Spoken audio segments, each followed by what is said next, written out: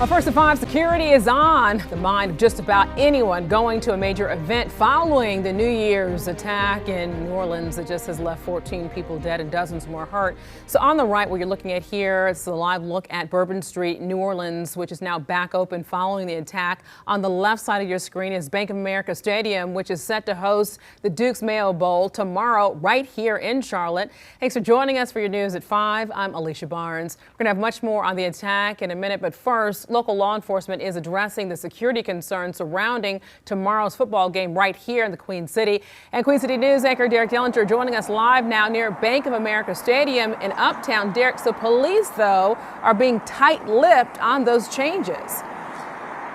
Yeah, they are, Alicia. In fact, we made a point of asking them this afternoon exactly what all of this would look like, what the difference is between security, say, for Panthers game and what's going to be happening in the Duke Mayo's game.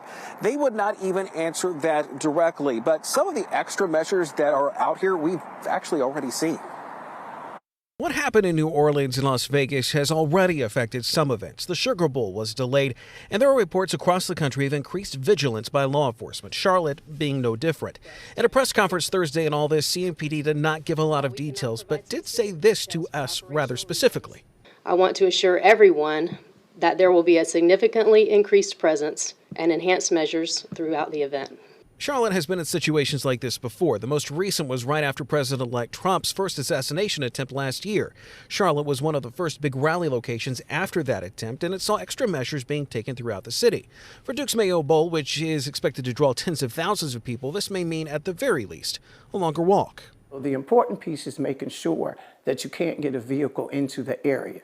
And with that, that pushes people further back. Vicki Foster is a former assistant chief at CMPD who has a lot of experience in planning for events that have led to last-minute heightened security. That piece is probably the biggest piece, is that people are used to how they go to the games. They're used to where they park. They're used to how security is ran, and this time it'll be different.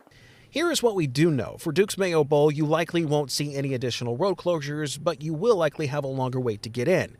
Another Queen City News crew at the stadium noted that everything and everyone were being checked more extensively before entering, something that likely will not change for the game. Also, things you may notice now or at the game may change during the game. CMPD says people likely won't know all these changes until people actually get into Uptown, but even then, Foster says, that may change.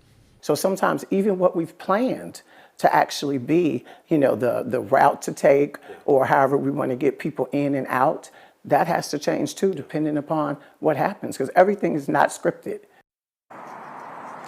Even as far as preparations, that's something we also asked about, too, for people that are going to be coming into Uptown in the first place anyway. Is it going to be a better idea to take the light rail?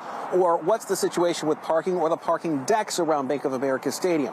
CMPD would not elaborate on those questions either, so it basically goes to show, come on downtown if you plan on doing so. But the thing about it is the security, you probably won't know about it until you get here. Live in Uptown, Derek Dillinger, Queen City News.